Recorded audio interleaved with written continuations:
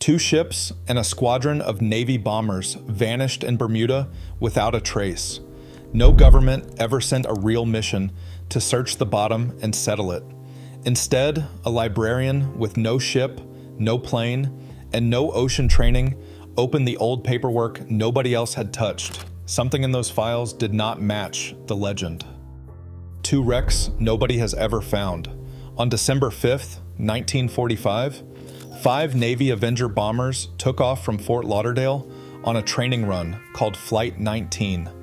90 minutes in, the flight leader, Lieutenant Charles Taylor, radioed that both of his compasses had failed and that he was lost. Taylor had over 2,500 flying hours and combat experience, which made his confusion baffling to everyone listening on the radio. A rescue plane sent to find them vanished too, likely destroyed by a mid-air fuel vapor explosion. A known issue with that aircraft type, 6 aircraft and 27 men disappeared, and despite one of the largest air and sea searches in history, covering hundreds of thousands of square miles, not one piece of wreckage was ever recovered. 27 years earlier, in March 1918, the USS Cyclops, a 540-foot Navy collier hauling roughly 11,000 tons of manganese ore, left Barbados for Baltimore carrying 309 men. She never sent a distress call and never arrived. Investigators at the time suspected a German submarine attack since the country was at war, but German naval records checked after the war showed no submarines anywhere near the area that week. To this day, the Cyclops remains the largest loss of life in United States Navy history outside of combat. Both cases share the same frustrating gap. A confident, reasonable explanation exists for each one, yet nobody has ever pulled a confirmed wreck out of the water to close the file. That gap gets far stranger. Once you look at what happened to 2 other ships, nobody usually mentions in the same breath as the Cyclops. The sister ships that make this genuinely strange. The Cyclops was one of 4 Proteus-class colliers built for the Navy before World War I, alongside sister ships named Jupiter, Proteus, and Nereus. Jupiter had the most ordinary fate of the 4. She was converted into the Navy's first aircraft carrier, renamed USS Langley, and was eventually sunk by Japanese bombers off Java in 1942, a loss with a known cause, a known location, and survivors who were rescued. The other 2 sister ships did not get that ordinary ending. Both Proteus and Nereus were sold off to civilian shipping companies years after leaving Navy service. In late 1941, within weeks of each other, both vanished without a trace, along similar Atlantic routes, decades apart from the Cyclops, both carrying dense mineral cargo just like the Cyclops had, one hauling bauxite ore and the other doing the same. Naval historians researching the case have pointed to a possible shared weakness across the whole ship class, since these vessels were originally designed to haul coal, a light and evenly distributed cargo, not heavy ore that could shift and stress the hull in ways the design never accounted for. Some researchers also point to the Cyclops' own mechanical troubles just before her final voyage, including a cracked engine cylinder that left her running on a single engine and reduced her ability to handle rough seas. 3 of 4 sister ships from the same shipyard blueprint disappearing without a trace is not something easily explained away as coincidence, and it is rarely mentioned in most retellings of the Bermuda Triangle story. That pattern makes the ocean floor beneath this route worth a much closer look, and at least one person actually tried to take that look decades ago. The diver who might have actually found something. According to the shipwreck research group NUMA, founded by author and wreck hunter Clive Cussler, a Navy master diver named Dean Hawes descended in 1968 onto a large hulk resting in about 180 feet of water, roughly 40 nautical miles northeast of Cape Charles, Virginia. The wreck's size and location matched what a Proteus-class collier could look like on the bottom. Hawes died just weeks after that dive, and by most accounts, nobody organized a serious follow-up expedition to confirm exactly what he had found or which of the 3 missing sister ships it might have been. That single unresolved dive captures the entire pattern behind this mystery. Someone gets close, then funding, timing, or bad luck cuts the investigation short before anyone can confirm anything. Before getting to why that funding never shows up, it helps to understand how much of this region's reputation rests on weather and equipment problems that have nothing mysterious about them at all. The ordinary explanations that cover most of the rest. This stretch of ocean sits directly in the path of the Gulf Stream, a powerful warm current that can produce sudden, violent weather changes within a short distance, catching sailors off guard even today. Hurricanes and tropical storms move through the same corridor regularly, and before satellite tracking existed, ships and small planes often had almost no warning before conditions turned deadly. Oceanographer Simon Boxall of the University of Southampton has pointed to rogue waves as another factor, since storm systems colliding from different directions in this part of the Atlantic can combine into waves reportedly reaching close to 100 feet, more than capable of overwhelming a large ship almost instantly and leaving no time to send a distress call.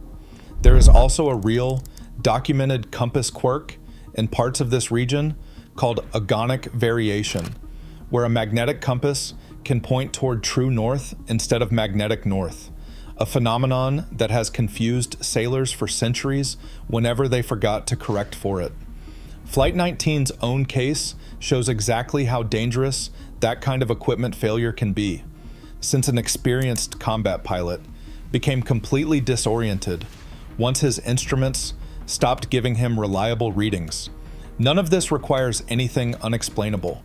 It just requires busy shipping lanes, unpredictable weather, and the same rate of human and mechanical error found anywhere else on Earth. Before we move further into this, if you're finding this interesting, take a second to subscribe. It really helps the channel grow. With the ordinary explanations covering most of the traffic through this region, the real question becomes why nobody ever brought in the kind of technology that could finally confirm what happened to the handful of cases that are still genuinely unresolved. Why nobody sent real search technology down there. Finding a specific wreck on the ocean floor is an expensive, slow, specialized task, and funding almost always goes towards searches with a clear payoff. When the wreck of the Titanic was finally located in 1985, it took a combined American and French expedition using sonar towed behind a research ship, followed by dives from the submersible Alvin, the same vehicle later used to explore the Puerto Rico Trench. When Microsoft co-founder Paul Allen funded an expedition using the research vessel Petrel in 2017, his team located the USS Indianapolis, a World War II cruiser lost in the deep Pacific, using detailed archival research combined with modern side scan, sonar, and autonomous underwater vehicles. That kind of privately funded, technically serious search is what it actually takes to find a single ship on a vast seafloor. The hunt for Malaysia Airlines Flight 370 cost well over $150 million and covered a huge area of the Indian Ocean using similar advanced equipment, and even that search never located the aircraft. Nothing close to that level of funding or technology has ever been aimed specifically at the Cyclops, Proteus, Nereus, or Flight 19. These are historically fascinating losses, but they carry no modern safety mandate, no black box requirement, and no government agency responsible for closing the case, so they have never competed successfully for that kind of budget. What limited searching has happened came from historians, documentary crews, and private divers working with a fraction of the resources, which explains why promising leads like Dean Hawes's 1968 dive tend to go cold instead of getting properly finished. That funding gap does not mean the region has gone completely unmapped, though. Parts of this same seafloor have actually been surveyed in serious detail, just for a completely different reason than hunting old wrecks. What is actually down there, geologically? The southern edge of the Bermuda Triangle overlaps the Puerto Rico Trench, the deepest point in the entire Atlantic Ocean, according to mapping done by the United States Geological Survey using NOAA's research ship Ronald H. Brown. The trench's deepest sector runs between roughly 8,300 and 8,340 meters down, close to 27,000 feet, and sits along an active subduction zone where the North American plate is sliding underneath the Caribbean plate. That makes it a genuine earthquake and tsunami hazard zone, which is exactly why the USGS mapped it so thoroughly in the first place. Not because anyone was hunting shipwrecks. In 2022, the deep diving submersible Alvin reached 6,453 meters inside the trench during science verification dives, collecting geological samples from crust that few humans had ever directly observed. Further north, the seafloor rises onto the Blake Plateau, a broad, relatively flat, underwater shelf off the southeastern United States that geologists have studied for decades because of its unusual sediment layers and its role in shaping ocean currents along the coast. Zoom out to the wider ocean and the picture gets more humbling. As of 2025, the International Seabed 2030 project reported that roughly 27 to 29% of the entire world's ocean floor had been mapped to modern, high-resolution standards, up from just 6% when the project started in 2017. Despite covering over 70% of the planet, most of the seafloor everywhere, not just here, remains charted only in rough outline using older satellite-based estimates rather than direct measurement. The Bermuda Triangle is not uniquely unexplored. It is simply one small piece of a planet where the ocean floor, in general, has always trailed far behind our maps of dry land. One theory about this same seafloor got far more attention than its evidence ever supported, and it is worth explaining exactly why it fails. The real methane deposits that are not the answer. A popular theory claims that pockets of frozen methane trapped under the seafloor, called methane hydrates, can suddenly release huge gas bubbles that reduce the water's density and cause ships to lose buoyancy and sink straight down. These deposits are real. A large one called Blake Ridge sits off the southeastern United States coast, well documented by geologists studying the region's sediment layers as part of the same broader Blake Plateau system. The problem is timing. Studies by the United States Geological Survey found no evidence of any significant methane release from this seafloor within at least the past 15,000 years, which rules the theory out for explaining any shipwreck from the 20th century, including the Cyclops. So the methane really is down there, sitting quietly in the sediment exactly where geologists say it is, just not doing anything dramatic enough to sink a ship. While that theory was falling apart under scrutiny, a completely different and far more grounded search was quietly turning up something real off the coast of Florida. A real wreck that almost solved part of it. In 2021, a History Channel documentary followed underwater explorer Michael Barnett to a genuine Avenger bomber wreck off the Florida coast, raising the obvious question of whether it belonged to Flight 19. Barnett was careful about the claim. He noted that more than 300 aircraft and over 1,000 ships have gone down off Florida's coast since the 1930s, since this stretch of water saw constant military training traffic for decades. After checking partial serial numbers against Navy records, his team could not confirm the wreck as one of the 5 missing Avengers, and some records even suggested it might belong to an entirely different crash. Locating the wreck still narrowed the search field since, as Barnett put it, knowing what this aircraft is helps show where Flight 19 is not. That is honest, careful progress the kind that rarely makes for a dramatic headline, but slowly shrinks the area anyone would need to search next. It also shows exactly what kind of work has actually continued in this region, quiet and incremental, rather than the big, dramatic expedition many people picture. So why did the search really stop? It never really started as a large, coordinated hunt. The Coast Guard, Navy, and NOAA have said for decades that nothing unusual happens in this stretch of ocean, so none of them ever funded a special seafloor search beyond routine hazard mapping.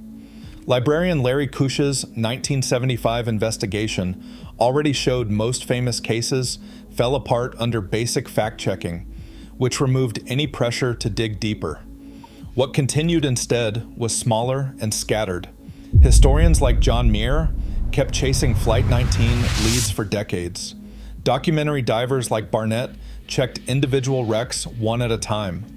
Groups like NUMA kept an unconfirmed 1968 dive on their radar without the funding to finish it. Ships and planes never stopped crossing this water either. What actually happened is that a genuinely strange naval story, 3 sister ships from the same blueprint, all meeting mysterious ends, got buried under decades of Atlantis talk that had nothing real behind it.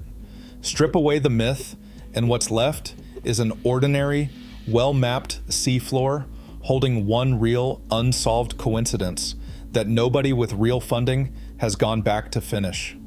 The deep trench is charted for earthquake safety.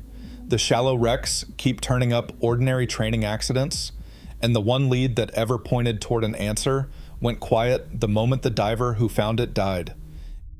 If you enjoyed this breakdown, make sure to subscribe, and I'll see you in the next one.